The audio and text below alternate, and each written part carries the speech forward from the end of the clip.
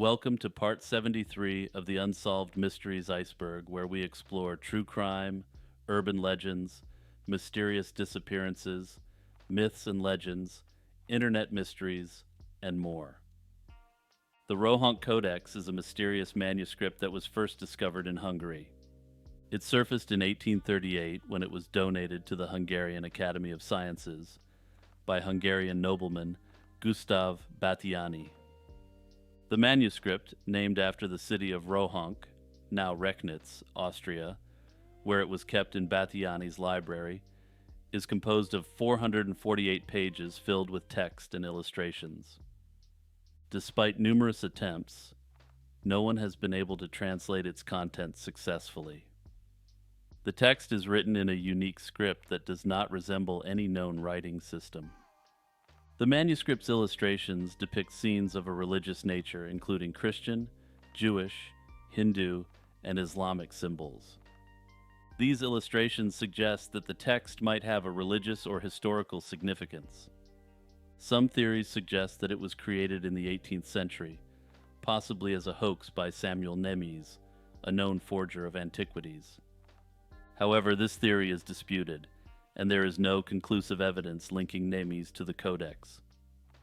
Another theory posits that the text is written in an early form of the Hungarian version of the Latin alphabet.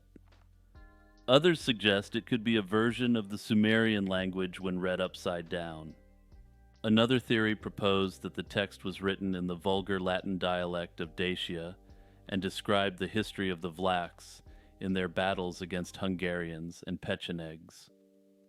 However, these theories lack consistent proof and have faced substantial criticism. In recent years, Hungarian researchers have suggested that the manuscript might contain biblical references and prayers. This is based on the structure and patterns found in the text, but a definitive translation remains elusive. Efforts to decode the Rohun Codex continue, with modern technology and computer algorithms being employed to crack the manuscript's secrets. Despite these efforts, the Codex remains entirely unsolved, intriguing cryptographers, historians, and amateur codebreakers alike. The June Bug Epidemic. In June 1962, the June Bug Epidemic emerged at a textile factory located in North Carolina. The incident began with a single worker reporting being bitten and subsequently feeling ill. This report triggered widespread concern among her colleagues, and soon, many others began experiencing similar symptoms. Approximately 62 workers at a dressmaking department developed symptoms that included rashes, nausea, dizziness, and numbness. This strange phenomenon quickly garnered media attention, which dubbed the outbreak the June Bug Epidemic, due to the workers' belief that they were being bitten by an insect. The textile mill workers reported seeing and feeling bites from bugs, but entomologists and health experts found no evidence of insects that could cause such symptoms. The Center for Disease Control conducted an investigation and concluded that the symptoms were likely the result of mass hysteria. Mass hysteria is often triggered by stress or anxiety. In this case, the factory had recently opened and was operating under high-stress conditions with poor organization. Many of the affected workers were on the same shift and worked in close proximity, which facilitated the spread of the symptoms through social contagion. However, some skeptics suggested that the symptoms could have been caused by exposure to a chemical or toxin in the factory. The textile industry at the time used various chemicals in the production process, and accidental exposure could potentially lead to symptoms like rashes and nausea. However, extensive investigations found no evidence to support this theory, as toxicological reports did not reveal any harmful substances that could explain the outbreak. The Isle of Demons. The Isle of Demons, a phantom island, appeared on maps from the early 16th century until the mid-17th century. This legendary island, often associated with Quirpon Island near Newfoundland, was reputed to be inhabited by demons and wild beasts that tormented those who ventured near. The first notable appearance of the Isle of Demons was on a 1508 map by Johannes Ruysch, which depicted the island near Newfoundland. Ruysch may have relocated the mythical island of Satanazes, originally shown on 15th century maps in the mid-Atlantic, to a new position near Newfoundland. The island continued to be featured on maps, including a detailed depiction by Giacomo Gastaldi in 1556, which portrayed it as a large island with illustrations of flying demons. The island's terrifying reputation was fueled by sailors' reports of strange noises and ghostly apparitions. These tales likely stemmed from a combination of superstition and the hazardous, uncharted waters of the North Atlantic. One of the most famous stories linked to the Isle of Demons is that of Marguerite de la Roque, a French noblewoman marooned on the island in 1542. Marguerite was abandoned by her uncle, Jean-François de la Roque de Roberval, reportedly due to her illicit affair with a young man on their voyage to New France. Marguerite allegedly survived alone on the island for several years before being rescued, and her story has been retold by numerous historians and writers. The exact location and existence of the Isle of Demons have been subjects of debate. Some historians suggest that the island was a misinterpretation of local indigenous legends about haunted places where spirits resided. The island's depiction gradually faded from maps as European explorers, including Jacques Cartier, more accurately charted the region's geography. The Olmecs. The Olmec civilization, flourishing from around 1200 BC to 400 BC, is considered the earliest major civilization in Mesoamerica, laying foundational aspects for subsequent cultures like the Maya and Aztec. Emerging in the tropical lowlands of what is now southern Mexico, particularly in the states of Veracruz and Tabasco, the Olmec society is notable for its monumental architecture and complex social structures. The civilization's heartland was marked by significant sites such as San Lorenzo, La Venta, Tres Zapotes, and Laguna de los Cheros. These cities featured ceremonial centers, pyramids, and ball courts, indicating an organized and hierarchical society with distinct roles for rulers, priests, and common people.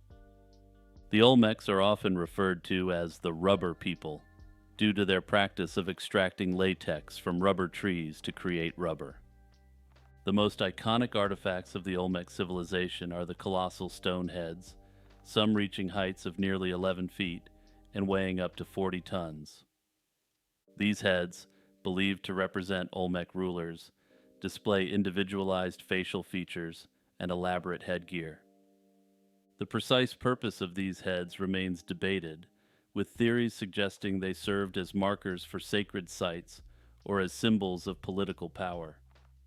The logistics of transporting the massive basalt boulders used to carve these heads, often from sources over 50 miles away, also remain a subject of debate. In addition to these monumental sculptures, the Olmecs excelled in creating intricate jade carvings, pottery, and figurines. Their artworks often featured religious symbols and depictions of animals, particularly the jaguar, which held significant spiritual meaning. Agriculturally, the Olmecs were advanced, cultivating maize, beans, and squash, using innovative techniques like raised fields and terracing. These methods allowed them to sustain large populations and develop urban centers. The Olmec also developed a form of early writing, the Epi-Olmec script, though it remains only partially deciphered. Despite extensive archaeological research, many aspects of Olmec civilization remain enigmatic. The exact origins of the Olmec civilization remain unclear. While they emerged around the middle of the second millennium BC, the specifics of their cultural and societal development are not well documented. Archaeologists have yet to determine the factors that led to their advanced state of civilization so early in Mesoamerican history. Similarly, their decline is not well understood. Some theories suggest environmental changes might have disrupted their agricultural base and led to societal collapse. Others propose that internal strife or invasions by other groups could have contributed to their downfall. The story of Artyom Sidorkin, a Russian man who purportedly grew a tree in his lung, is one of the most bizarre medical cases ever reported. In 2009, Artyom sought medical help for severe chest pain and persistent coughing, which occasionally included blood. Suspecting cancer, doctors decided to perform surgery to remove what they believed to be a tumor based on X-ray images showing a mass in his lung. During the surgery, the medical team discovered a small green fir tree sapling, about 2 inches long, growing inside Sidorkin's lung. The surgeon was initially in disbelief, but subsequent examination confirmed that it was indeed a tree. The prevailing theory is that Sidorkin inhaled a fir seed, which found a conducive environment in his lung to germinate and grow. Lungs, being warm and moist, could theoretically support seed germination. The sapling may have caused chest pain by its needles pricking lung tissue and capillaries, leading to the coughing up of blood. This unusual case has sparked considerable debate and extreme skepticism amongst experts and the general public alike. Some experts argue that such a scenario is highly improbable because plants generally require sunlight to grow, a condition not available inside the human body. Moreover, the logistics of a seed not only surviving but thriving inside the lung remain scientifically contentious. Nonetheless, the case has never been definitively debunked or confirmed as a hoax, leaving it an open topic for debate. Today, Sidorkin is believed to be living a normal life, having made a full recovery post-surgery. The Sleepwalking Crimes. Sleepwalking, or somnambulism, is a phenomenon that has fascinated and perplexed humanity for centuries. Research into sleepwalking has revealed that it occurs during the non-REM stages of sleep. Factors like stress, sleep deprivation, and genetics can increase the likelihood of sleepwalking. Studies have shown that about 15% of children experience sleepwalking, but most outgrow it, while a smaller percentage of adults continue to exhibit the behavior. Advancements in sleep research suggest that sleepwalking may result from the brain not being fully synchronized during sleep. Defined as a disorder that causes people to perform complex behaviors while in a state of partial arousal from deep sleep, it ranges from mundane activities like walking to more complex and potentially dangerous behaviors. Among the most alarming instances are those where individuals have committed violent acts while sleepwalking. One of the earliest recorded cases of violent behavior attributed to sleepwalking dates back to 1846, involving Albert Tyrrell in Massachusetts. Tyrrell was charged with the violent demise of Maria Bickford in Boston. His defense attorney argued that Tyrrell had been sleepwalking during the incident. This defense was novel at the time and focused on the idea that Tyrrell was in a state of automatism, acting without conscious control. Tyrrell was acquitted, setting a precedent for future cases. Another case involves Kenneth Parks in 1987. He drove 14 miles to his in-laws' house, where he attacked them, leading to severe injuries for his father-in-law and the passing of his mother-in-law. After the attack, Parks went to a police station, apparently unaware of his actions. His defense team presented evidence of his history of sleepwalking and the immense stress he was under, leading to his acquittal. The Supreme Court of Canada upheld the acquittal against him, accepting the defense that he was not aware of his actions due to his sleepwalking state. Scott Fallader's case in 1997 is another notable example. Fallader was accused of a violent act against his spouse, but he claimed to have been sleepwalking. Despite his defense, the jury found him guilty, illustrating the skepticism that often surrounds such claims. The legal system has struggled with how to handle cases involving sleepwalking. The primary challenge is determining criminal responsibility. Courts must consider medical evidence, expert testimony, and the defendant's history of sleep disorders. Several theories attempt to explain why some individuals exhibit violent behaviors while sleepwalking. One theory suggests that extreme stress or traumatic events can trigger such episodes. Another proposes that certain medications or substances, like alcohol, can exacerbate sleepwalking tendencies. Additionally, familial patterns of sleep disorders indicate a potential genetic predisposition. Andrew Johnson's inaugural address as Vice President of the United States on March 4, 1865, is infamous for its chaotic and inebriated delivery. Andrew Johnson was a Southern Democrat from Tennessee who remained loyal to the Union during the Civil War. Chosen by Abraham Lincoln as his running mate in 1864 to appeal to war Democrats and Southern Unionists, Johnson's ascension to the vice presidency came at a crucial juncture in American history. However, Johnson was not in the best of health leading up to the inauguration. Suffering from typhoid fever, he may have attempted to self-medicate with whiskey, a decision that would dramatically impact his inaugural performance. On the day of the inauguration, approximately 50,000 people gathered in Washington, D.C., under a rain-soaked sky to witness Lincoln's second swearing-in and Johnson's first. The vice presidential oath was to be administered first, followed by Johnson's inaugural address. The Senate chamber was packed with senators, House members, Supreme Court justices, diplomats, and cabinet members, including President Lincoln, seated prominently. When Johnson began his speech, it quickly became evident that he was intoxicated. His address was a rambling, incoherent monologue that vacillated between shouting and whispering. He extolled his humble origins, repeatedly declaring, "I am a plebeian, I glory in it," and emphasized that power derived from the people. Despite repeated attempts by outgoing Vice President Hannibal Hamlin to cut him off, Johnson persisted, causing considerable embarrassment and dismay among the assembled dignitaries. Johnson's speech included awkward interactions with cabinet members. At one point, he struggled to remember the name of the Secretary of the Navy, prompting him to loudly ask, "What is the name of the Secretary of the Navy?" This spectacle continued for about 20 minutes until Johnson finally took the oath of office, holding the Bible and declaring, "I kiss this book in the face of my nation of the United States." The reaction to Johnson's speech was swift and severe. Newspapers across the country condemned his behavior.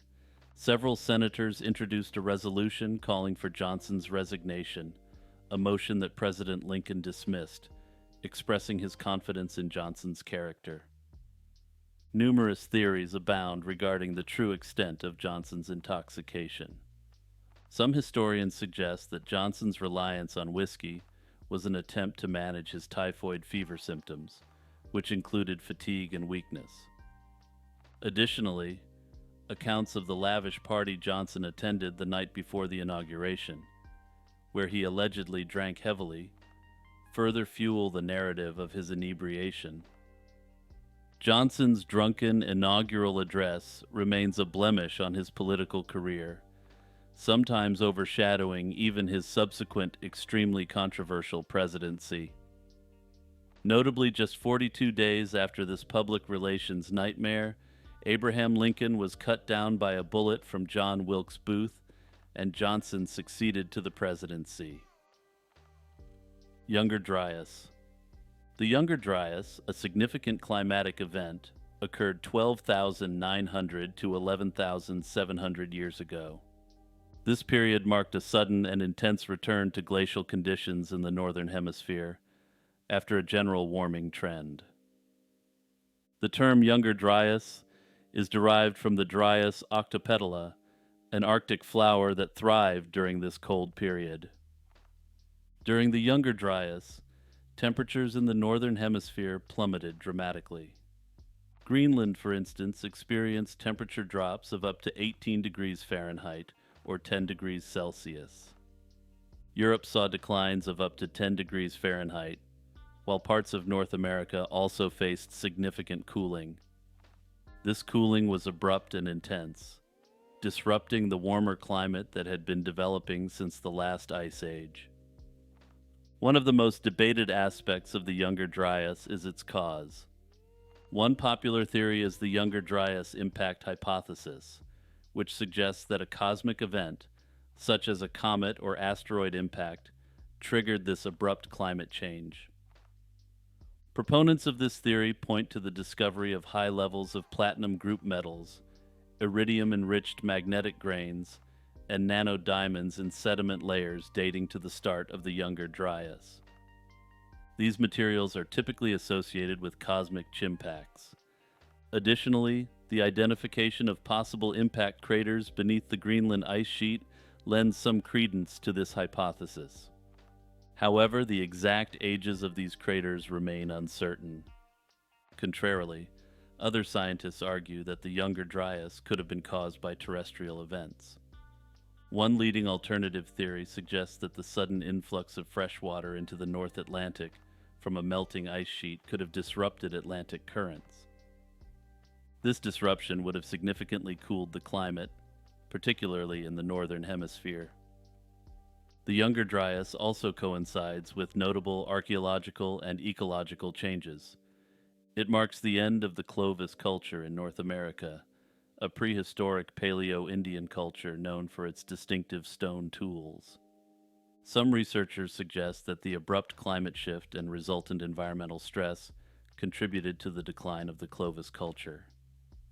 Additionally, this period saw the extinction of several megafaunal species, including mammoths and saber-toothed cats, which some theories link to both climate change and human hunting pressures. Interestingly, the Younger Dryas had uneven effects globally. While it caused significant cooling in the northern hemisphere, some regions, like parts of the southeastern United States and the Caribbean, experienced little temperature change. This disparity highlights the complex and regionally varied impacts of global climatic events.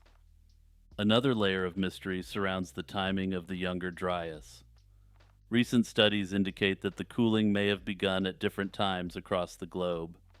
For example, evidence from East Asia suggests that the onset of the Younger Dryas there was delayed by several hundred years compared to the North Atlantic. As research continues, new discoveries will further illuminate the causes and effects of this period in Earth's history. The Emlen Tua. The Emlen Tua is a cryptid that hails from the dense swamps and river regions of Central Africa, specifically the Likwala swamps in the Republic of the Congo. Its name translates to "killer of elephants" in Lingala, indicative of its fearsome reputation among local tribes. Described as a large, elephant-sized creature, the Emlen Tua is primarily noted for its formidable single horn, which it uses to attack elephants and other large animals. Physically, the Emlen Tua is said to have a hairless, grayish or brownish skin, and is often compared to a rhinoceros due to its robust build and prominent horn. However, its tail, which resembles that of a crocodile, and its amphibious lifestyle distinguish it from known rhinoceros species. Witnesses and local folklore describe it as both a terrestrial and aquatic beast, capable of traversing dense forests and swimming across rivers with ease. Cryptozoologists have speculated about the Emlen Tua's origins, with some suggesting it could be a surviving member of the Ceratopsia family, akin to the Triceratops. This hypothesis stems from its horned appearance and aggressive behavior towards other large animals, similar to how some ceratopsians might have behaved. Despite these theories, concrete evidence remains elusive, and much of what is known about the Emlen Tua is derived from anecdotal accounts and sporadic reports. Prominent cryptozoologist and University of Chicago professor Roy McCall, known for his expeditions in search of the Mokele-mbembe, another Congolese cryptid, gathered numerous accounts of the Emlen Tua during his trips. His findings include various testimonies from locals who described encounters with the creature, often emphasizing its deadly confrontations with elephants and other large fauna. These stories have fueled further interest and speculation in the cryptid community about the true nature of the Emlen Tua. In addition to the Congo, reports of similar creatures have emerged from neighboring regions, such as Zambia, particularly around Lake Tanganyika. These sightings contribute to the theory that the Emlen Tua, or a similar cryptid, may inhabit a broader range across Central Africa. Despite its terrifying reputation, the Emlen Tua is a herbivore, feeding on a diet of aquatic plants and foliage from the region's dense vegetation. However, its aggressive nature, especially when threatened or during territorial disputes, has made it a significant subject of local folklore and cautionary tales. This obscure cryptid was suggested by Discord community member Orc Lord Dave. Remember, if you have any cases or stories you want featured in this series, feel free to join the Discord by clicking the link in the description or leave a comment below. The Whitehall Mystery. On October 2, 1888, construction workers at the site of the future New Scotland Yard discovered a woman's torso in a cellar vault. This gruesome find was soon followed by the discovery of a right arm in the River Thames near Pimlico and a left leg buried nearby. The remains were identified as belonging to a woman approximately 24 years old, 5 feet 8 inches tall, and well nourished. The victim's uterus had been removed, suggesting a certain degree of anatomical knowledge on the part of the perpetrator. Theories abound regarding the identity of the Whitehall Mysteries victim and the person responsible for the crime. Some investigators believe the perpetrator could have been a butcher or veterinarian, individuals skilled in dismemberment and dissection. Others speculated a connection to medical professionals due to the anatomical precision involved. Despite the meticulous dismemberment, the identity of the victim and the motive behind the crime remain unknown.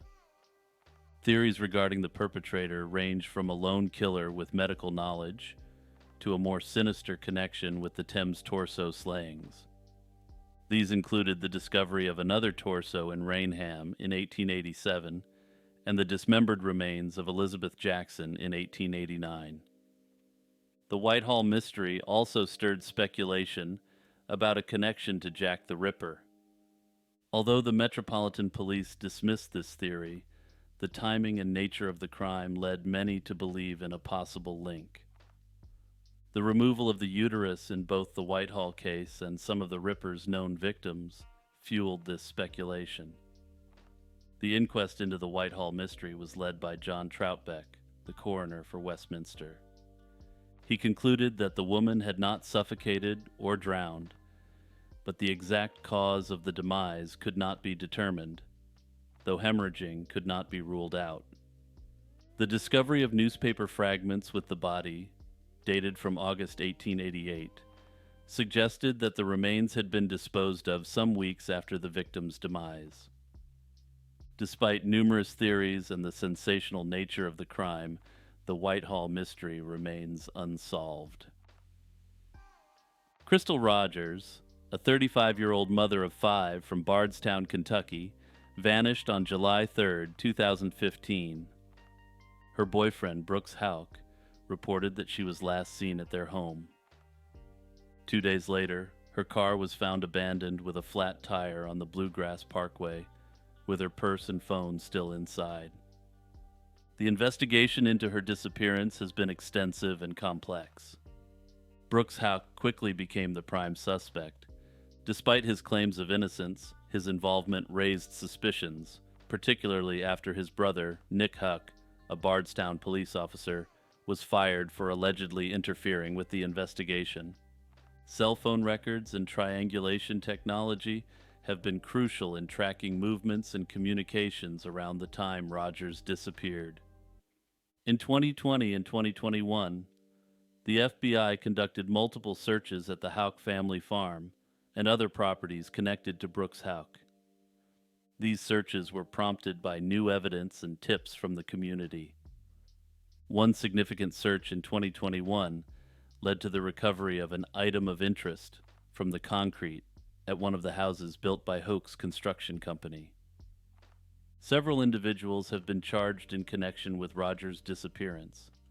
In September 2023, Joseph Lawson was indicted for conspiracy and tampering with physical evidence. Joseph's father, Stephen Lawson, was arrested a few months later.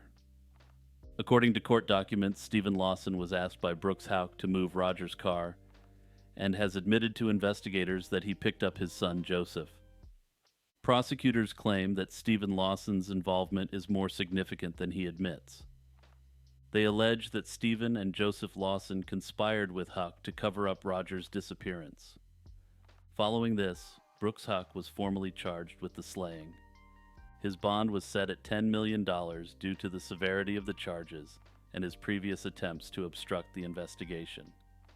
The trial dates for these individuals are set for 2025, with ongoing discussions about separating the trials to avoid conflicts in testimonies. The case also interconnects with the mysterious death of Crystal Rogers' father, Tommy Ballard. 16 months after Rogers disappeared, Ballard was shot while hunting on his property.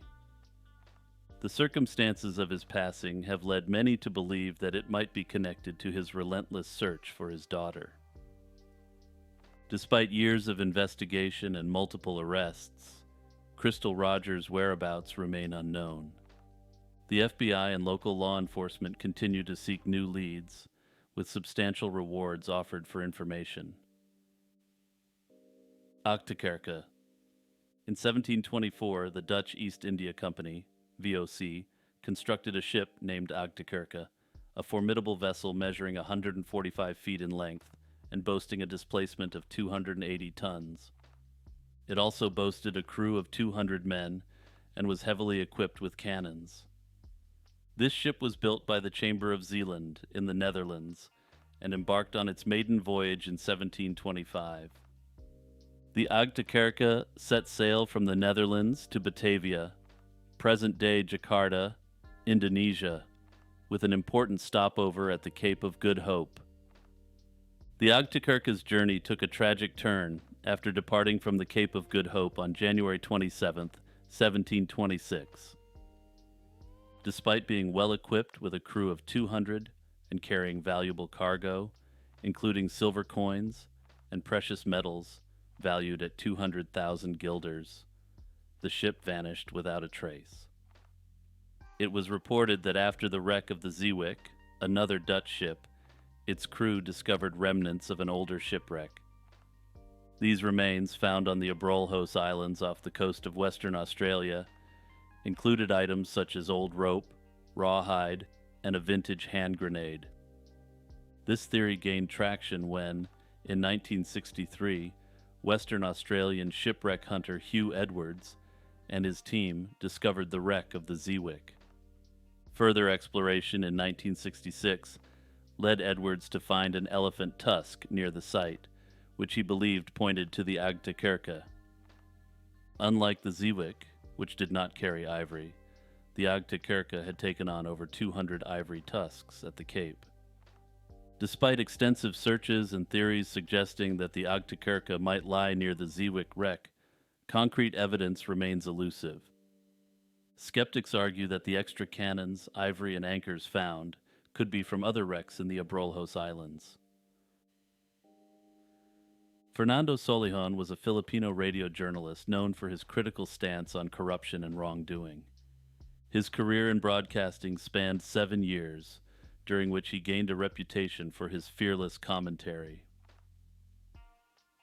On August 29, 2013, Solon's life came to a tragic end when he was shot multiple times by 2 motorcycle-riding assailants as he was leaving a friend's place after an evening gathering. He was about to enter his car when the attackers struck, firing several shots that hit him in the forehead, abdomen, and shoulders. Despite immediate efforts to rush him to the hospital, Solon did not survive the journey. He had been receiving numerous threats due to his outspoken nature, especially in the lead-up to the May 13th national midterm and local elections. His wife, Melly, confirmed that these threats had intensified, causing Solon to be extra cautious. In fact, just hours after the incident, she received calls inquiring if the tragic news was true, highlighting the tense environment in which Solon operated. His death was part of a broader pattern of violence against journalists in the Philippines, a country that has struggled with a high rate of media-related attacks.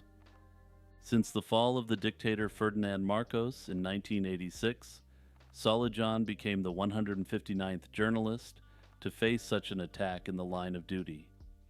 Despite various investigations, no suspects were apprehended, and no suspects have been officially named. The Pygmy elephant. To quickly interject, I have to say this is perhaps the laziest name for a cryptid I've encountered, and honestly, I love it. The Pygmy elephant is an elusive cryptid reported from the Ituri rainforest in the Democratic Republic of the Congo. This creature is said to be even smaller than the recognized pygmy elephant, often described as not exceeding a height of 4 feet at the shoulder. The first significant reports of the pygmy elephant came from Italian explorer Attilio Gatti during his African expeditions in the early 20th century. Attilio, who documented reports of several cryptids, gathered numerous accounts from local inhabitants and administrators about these diminutive elephants. One of the notable mentions includes an account where a game warden had to climb a tree to avoid an aggressive herd of these tiny elephants. The pygmy elephant is described as resembling a miniature version of its larger relatives, but maintains the characteristic features of elephants. These include a long trunk, large ears, and tusks, although significantly reduced in size. Their coloration is often reported as reddish-brown, which has led to local names such as the red elephant. These cryptids are believed to inhabit dense forest regions where they can remain hidden from human observers. They are described as herbivorous, similar to other elephant species, feeding on a variety of vegetation found in the rainforest. Despite their small size, they are known to exhibit typical elephant behavior, including forming herds and displaying protective instincts towards their young. Several theories attempt to explain the potential existence of the pygmy elephant.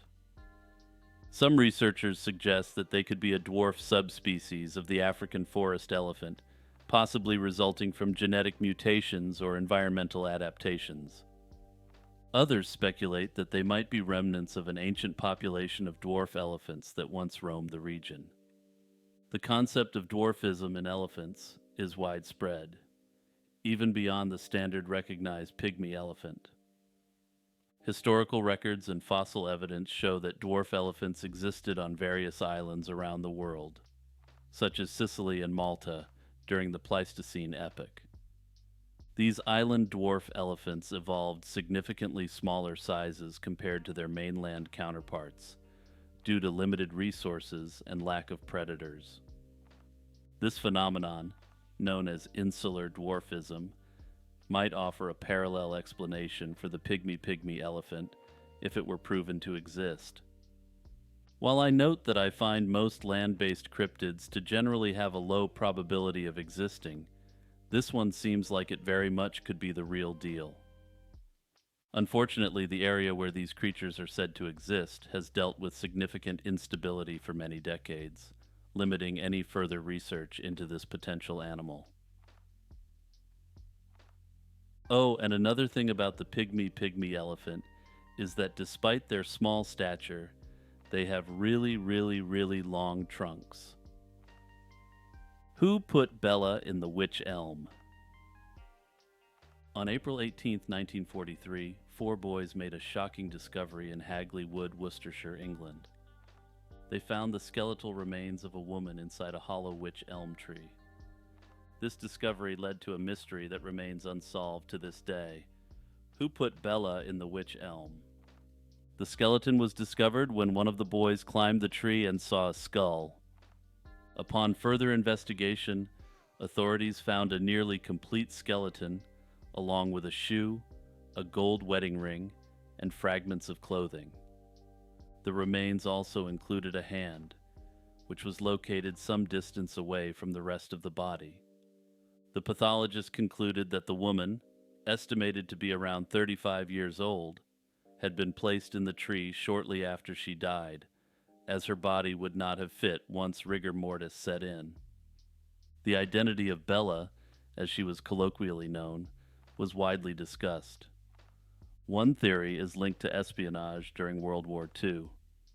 A declassified MI5 file introduced the possibility that Bella was Clara Bauerl, a German cabaret singer and actress allegedly involved in espionage. Joseph Jacobs, a captured spy, claimed Bauerle was trained as a spy and might have been sent to England. However, records show Bauerle died in Berlin in 1942, casting doubt on this theory. That said, when dealing with the official records of individuals involved in espionage, everything needs to be taken with a dosage of suspicion. Another espionage theory involves a woman named Clarabella Dronkers. It was suggested that she was killed by a German spy ring for, quote, knowing too much. However, this story remains unverified, and what she actually is alleged to have known varies depending on tellings of the tale. Additionally, a letter from a woman named Anna, later identified as Una Mossop, claimed that Bella was a spy who had been killed by her husband, Jack Mossop, and an accomplice. According to Una, Bella was suffocated and placed in the tree, which led to Jack Mossop's eventual mental breakdown and death. Beyond espionage, some theories delve into the realm of the occult. The severed hand found near the body led some to speculate about ritualistic practices. The Hand of Glory, a concept from European folklore, involves the use of a severed hand for magical purposes. For those unfamiliar, the Hand of Glory is a dried and pickled hand of a hanged man or woman. The hand that committed the offense that led to the hanging was often considered to be of heightened ritualistic power. Some have suggested that Bella might have been a victim of a ritualistic killing by witches, as Hagley Wood had a reputation for being associated with witchcraft. Adding to the mystery, graffiti began appearing in the West Midlands area in 1944, asking, "Who put Bella in the witch elm?" This graffiti, which periodically reappears, fueled speculation and public interest. The name Bella was not linked to any missing person reports from the time, and the graffiti's origin remains unknown. The Pollock Twins. The Pollock Twins, Gillian and Jennifer, have been a subject of debate for decades, often cited as evidence of reincarnation. Their story begins with the tragic incident on May 5, 1957, in Hexham, England, when Joanna Pollock, 11, and her sister Jacqueline, 6, were struck by a car while walking to church with their friend. All three children perished in the incident, leaving their parents, John and Florence Pollock, devastated. In the wake of this tragedy, Florence became pregnant again and gave birth to twins, Gillian and Jennifer, on October 4, 1958. John, a firm believer in reincarnation, was struck by the fact that Jennifer had birthmarks identical to scars Jacqueline had, one on her forehead and another on her waist. From a young age, the twins exhibited behaviors and knowledge that seemed extremely similar to their deceased sisters. When the family returned to Hexham, the twins were able to identify landmarks they had never seen before. They pointed out their late sister's school, the Hexham Abbey, and a playground their sisters frequented. Additionally, the twins requested their old toys, recognizing and naming them accurately despite never having seen them before. These incidents were particularly striking because Florence had kept these toys out of sight. The twins' personalities also mirrored those of Joanna and Jacqueline. Gillian, like Joanna, was protective and motherly towards Jennifer, much as Joanna had been to Jacqueline. Their play often involved scenarios from the past, including a disturbing instance where Florence found them reenacting the accident. The case drew the attention of Dr. Ian Stevenson, a psychologist who studied reincarnation. He documented the Pollock twins in his work on children's past life memories, noting the significant and detailed recollections the twins seemed to have of their sisters' lives. Stevenson's research suggested that the twins' knowledge and behaviors were too specific to be coincidental. He included their case in his 1987 book, Children Who Remember Previous Lives, A Question of Reincarnation, alongside other similar cases from around the world. Despite these compelling anecdotes, skeptics argue that the twins' memories could have been influenced by their family environment. John Pollock's strong belief in reincarnation and the inevitable discussions about their lost sisters within the family might have led the twins to subconsciously absorb these details. Moreover, some suggest that their older siblings might have unknowingly shared stories about Joanna and Jacqueline, which the twins then internalized. As the Pollock twins grew older, their past life memories began to fade. By the age of 5, the vivid recollections of their deceased sisters' lives had mostly disappeared. Despite their early years being marked by these peculiar memories and behaviors, the twins eventually led normal lives. In their later years, the twins were interviewed by Dr. Ian Stevenson, who had studied their case extensively. By the time they were in their 20s, they did not remember the past life experiences that had made them famous. Gillian experienced a few, quote, visions in 1981, where she described playing in a sandpit at a house in Wickham. These visions were among the few lingering traces of their supposed past lives. They acknowledged their parents' belief that they were the reincarnations of their older sisters, but expressed mild skepticism about reincarnation overall. Remember to like and subscribe and check out the Patreon or YouTube membership to support the channel further.